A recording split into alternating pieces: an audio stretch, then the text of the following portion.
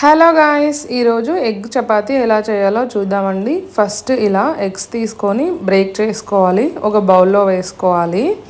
ఇలా ఎగ్స్ వేసుకున్న తర్వాత ఆనియన్స్, పచ్చిమిర్చి, కరివేపాకు, క్యారెట్, టొమాటోస్, కొత్తిమీర, కొంచెం కారం పొడి, కొంచెం గరం మసాలా, కొంచెం ధనియాల పొడి, తగినంత సాల్ట్ వేసి బాగా ఇలా మిక్స్ చేసుకొని ఒక సైడ్ పెట్టుకోవాలండి. నెక్స్ట్ చపాతీ చేసే పెనం మీద ఆయిల్ వేసేసి చపాతీని వేసి కొంచెం కాలిన తర్వాత ఈ ఎగ్స్ మిక్స్ని వేసేసుకొని ఇలా చూపిస్తున్నట్లు మొత్తం స్ప్రెడ్ చేసుకోవాలి.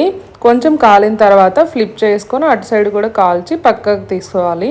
అంతేనండి, చూసారు కదా, చాలా ఈజీ, టేస్టీగా కూడా ఉంటుందండి. ఏదైనా పచ్చడితో కానీ లేకపోతే మసాలా కర్రీతో అయినా చాలా చాలా బాగుంటుంది. ఈ వీడియో కనుక మీకు నచ్చినట్లయితే మీ ఫ్రెండ్స్ అండ్ ఫ్యామిలీ మెంబర్స్కి షేర్ చేసి ప్లీజ్